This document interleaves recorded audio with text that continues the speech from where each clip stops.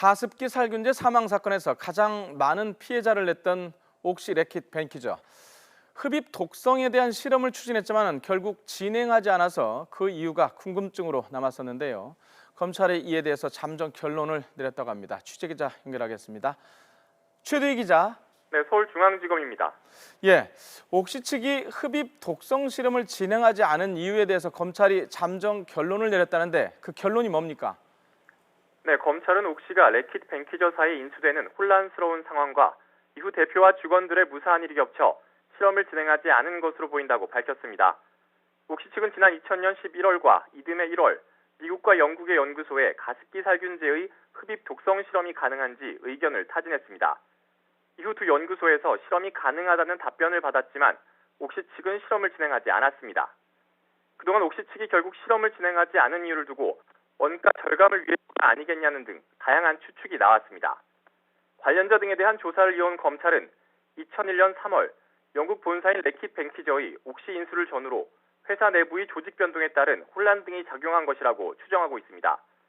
당시 인수 과정에서 외국인 대표가 부임했다가 한국 생활에 어려움을 호소하며 석 달여 만에 떠나고 신효 전 대표가 다시 돌아온 등 혼란스러운 상황이 있었다는 겁니다.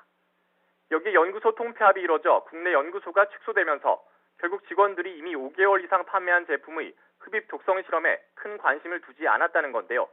검찰 관계자는 이렇게 실험이 진행되지 않은 과정에 대해 무사한 일이 빚어낸 참극이라는 표현을 쓰기도 했습니다. 그리고 검찰이 이미 구속된 신 전 대표에게 기존의 혐의 말고 사기죄를 적용을 추가로 한다고요? 네, 그렇습니다. 구속영장을 청구할 당시 검찰은 신 전 대표에 대해 업무상 과실치사상 혐의와 허위 과장 광고 혐의를 적용했습니다. 안전성 검사 없이 유해 제품을 제조 판매해 사람을 숨지거나 다치게 하고 제품 용기에 아이에게도 안전하다는 문구로 허위 과장 광고를 했다는 건데요. 검찰은 여기에 더해 사기죄를 적용하는 방안을 검토하고 있습니다. 검찰은 옥시가 제품 안전성에 대한 실험을 제대로 거치지 않아 인체 유해 여부를 알지 못하는데도 인체에 무해하고 아이에게도 안심이라는 문구를 넣은 것이 단순한 과장 광고로 보기 어렵다고 보고 있습니다. 기본적으로 광고의 속성이 제품에 대해 좋은 점을 알리는 것이다 보니 과장이 수반될 수 있지만 이 경우에는 기망행위가 있었다는 겁니다.